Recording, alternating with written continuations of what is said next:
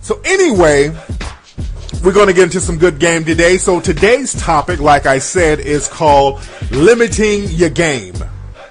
And that's the thing a lot of people do, man. A lot of people will limit their game. They don't live up to their full game potential. And we're going to talk about why people limit their game. You limit yourself. A lot of people, man, they put psychological self-restrictions on themselves. Society does it in general to a certain degree, but really people allow restrictions to be placed upon them, and they place restrictions on themselves. A lot of people might say, well, I'm not going to get a better job, so I'm just going to limit myself to this dead-end job. A lot of women might say, well, I'm never going to get into a lasting relationship, so I might as well have a baby at 17. Some guys might say, I'm never going to get a woman who's a dime, so I might as well date this fat broad in the hood. People limit themselves and they limit their game because they feel like they can't grow. They feel like throwing in the towel, like they can't do better. People don't want to reach and tap into their fullest potential. And I'm telling you that you can do that. You can tap into your fullest potential. See, the reason why a lot of people limit their game, they limit themselves, is because people are taught to stay into a comfort zone. In our society, we live in a very comfortable society.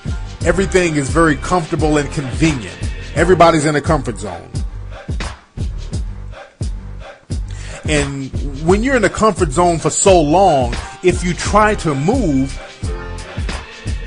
it becomes painful and uncomfortable. Like if you sit down for about 2 or 3 hours in a chair, that chair is comfortable as hell. But when you get up, your legs are going to be kind of shaky. When you get up, your legs are going to be hurting a little bit. You got to get the blood circulating back in your legs. Your legs are going to be hurting a little bit because you sat down in that comfort zone so long. And you know this. This is why a lot of people have to convince themselves to get up from the computer, convince themselves to get up from in front of the television, because you hate to break that comfort zone. People hate any type of pain, no matter how mild it is, any type of discomfort. And that's a metaphor for life. People feel that way in life. That's why people will go to a job and settle for that job that you really don't want. It's not good enough to really want to stay there, but it's not bad enough to get out of the comfort zone. So you don't pursue the career you really want to pursue because you become so comfortable getting your little cushion job money where you can go out here and be hustling for yourself. It takes discomfort to do that. You got to get up early. You got to work harder if you want to work for yourself. So it's just more convenient to be at work getting told what to do for 8 hours a day. Then you go home and get in another comfort zone. Get in front of the television. Get on your internet. Go to the strip club and trick off some money. That's a pretty easy, comfortable thing to do.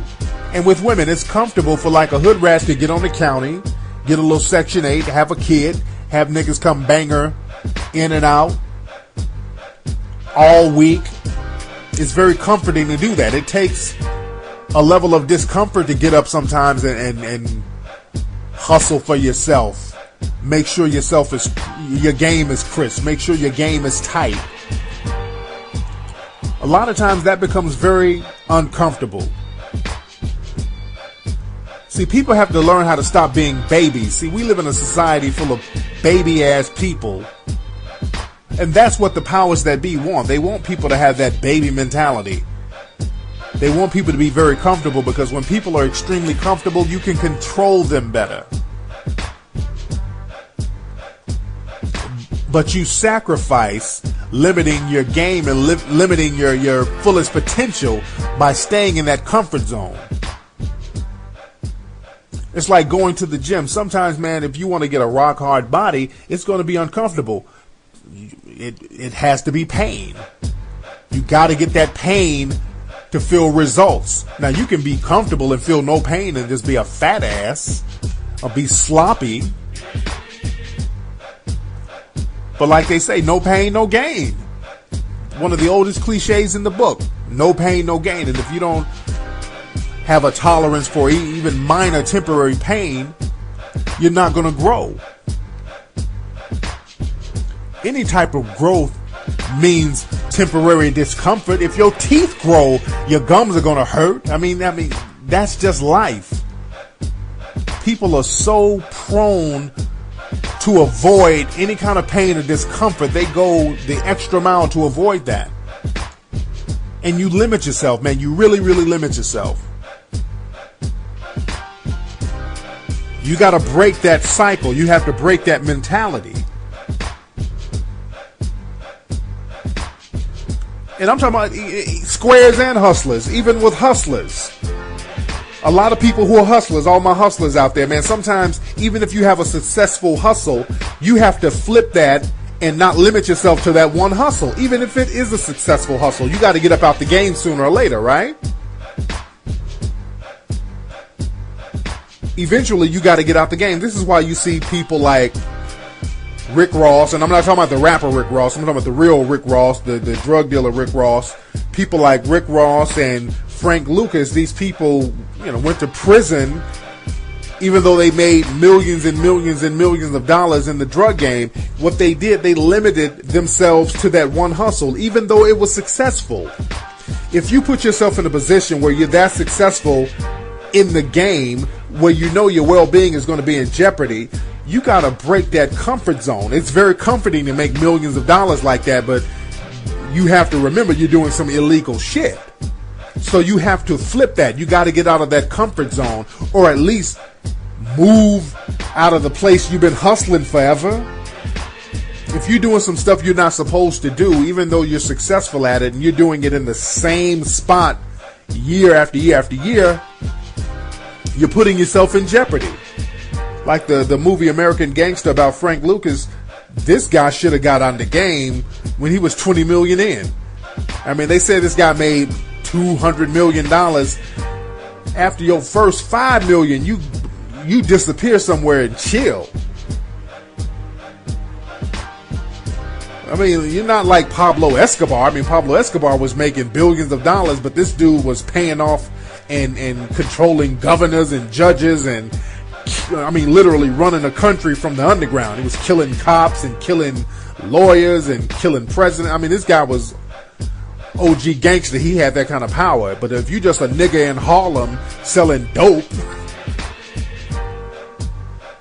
within a few blocks, I mean, you better get that money, flip it, and get the hell on somewhere. Get out of the comfort zone.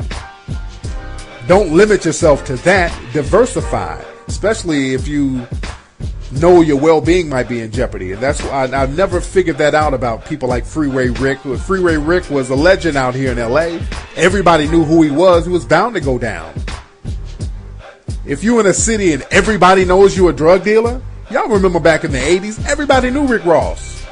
If everybody in the street know who you are, you know the cops know who you are. So you flip that. Get out of that comfort zone and chill. Do something else with it. I have a friend in jail now. He was like one of the biggest boosters in LA. My boy V. One of the top boosters in LA for years. This guy's been a professional booster for like 20 years in LA. One of the top ones. I mean, this guy has been in and out of jail for it.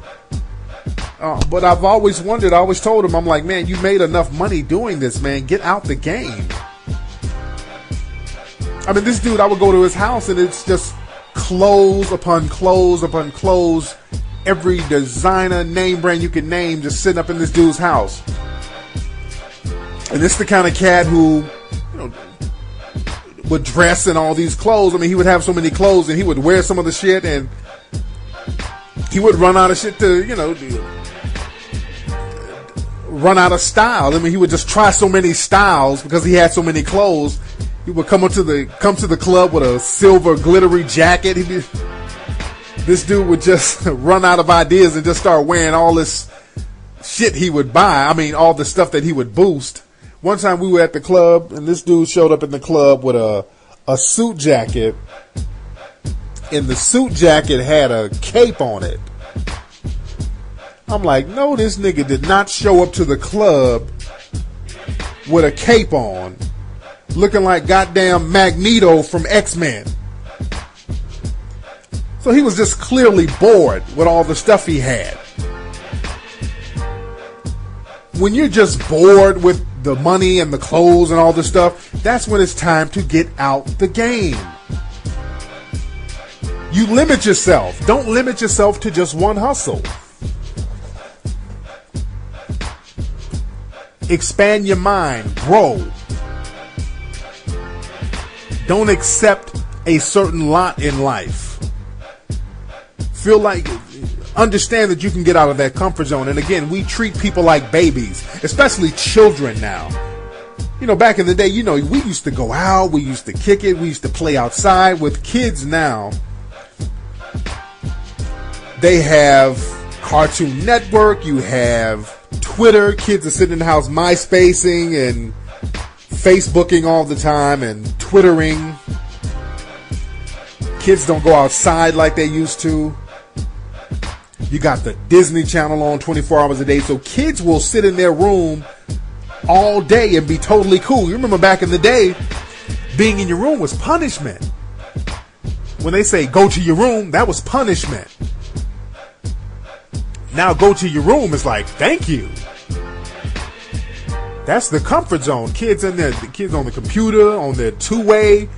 You get the Disney Channel all day, Nickelodeon all day, Cartoon Network all day. So kids stay in this constant comfort zone. And they wonder why we have so many chubby-ass kids out here. Kids all overweight now. I remember back in the day. Man, back in the day, we didn't have no damn Cartoon Network. Man, if we wanted a cartoon, what did we have to do? Back in the day, man, we wanted cartoons. We had to get our asses up 6 o'clock Saturday morning with a bowl of Fruity Pebbles, Cocoa Puffs, Count Chocula cereal, and get our Super Friends on. We watched the Super Friends at 7 o'clock, watched the Smurfs at 8, then He-Man, the Thundercats. Y'all remember all that shit. And then at 11 o'clock, y'all know what time it was. At 11 o'clock, you heard this music. It was on and cracking at 11 o'clock on Saturday.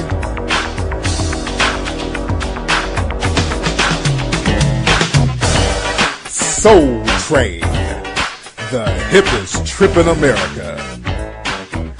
With today's guest, Evelyn Champagne King,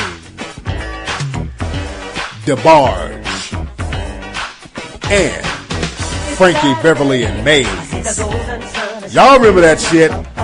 Saturday was cracking in the crib. Oh, and all my white folks, the white folks had this at 11 o'clock. That's for all my white folks on Saturday. That's what they had to listen to.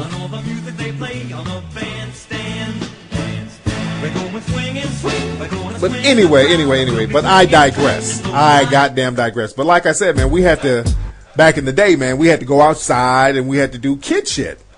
We weren't in that comfort zone. We were forced to do activities. We were forced to go out there and interact with one another. And speaking of limiting yourself and kids, I remember back in the day, you remember back in the neighborhoods back in the day, you would always have one handicapped kid. Like when we go out, we play football and all that stuff. There was always like the retarded kid in the neighborhood. And you know what? I shouldn't say retarded. Because they say that's a politically incorrect term. retarded, so you shouldn't say retarded. I got one question, man. Tell me who next. This nigga salt like a nigga who just getting the best. See, I'm the best, man. I did it. See, handy-capable. So he was a handy-capable cat in our neighborhood. So, but I digress. But you shouldn't say retarded. I shouldn't say that because people say that's an epithet. But back in the day, you had a special needs, handy-capable kid in the neighborhood. Every neighborhood had them. And, you know, back in the day when we were kids, we would play football and baseball and stuff like that. And one team always got the handicapped kid. And y'all remember the handicapped kid was strong. The handicapped kid was strong than a motherfucker. You were scared to play defense on that damn handicapped kid because that motherfucker would tackle you and damn near break your spleen. The handicapped kid, the retarded kid, was strong as hell. And that's the thing. These cats are so strong because they don't have anything limiting their strength. They don't have anything in their brain telling them that you can't do this. That you don't have the strength. They don't have that limiting thing. Because they have a so-called handicap, they feel like their strength is limited. Handicapped motherfuckers are strong as hell. You better not fight one of them some bitches. That's not gonna be an easy win. If you ever want to get into a gang fight, you better recruit you a handicapped gang member. He'll hold the hood down because they're not whooping his ass. I know we couldn't tackle the handicapped kid for nothing. He'd get the ball and start chewing on it and run all the way home. But the thing is, the point is, man, don't limit yourself because you have endless strength. You have a lot of things going on for yourself that you don't even know about, man. You have to tap into the power within. Stop limiting yourself, man. You have a lot of strength that you don't know about. Mental strength, even physical strength, man. A lot of physical strength is psychological.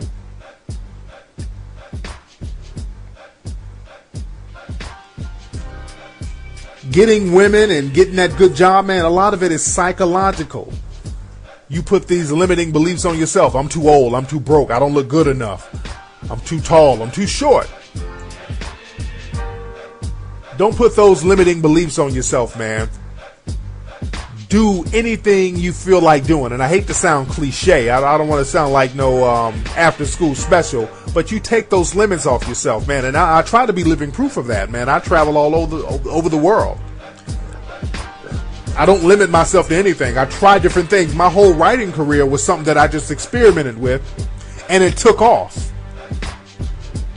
Man, my whole writing career started damn near by accident. I didn't take any writing courses. I didn't take any writing classes.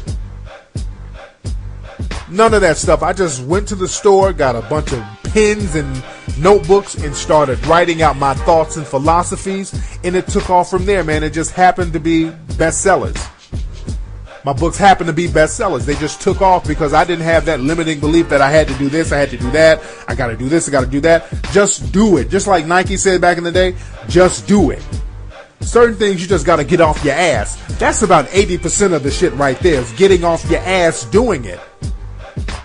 If you want to start a new business, you ain't got to sit up and just do this and get this person and that person. 80% of it is getting off your ass and just doing it.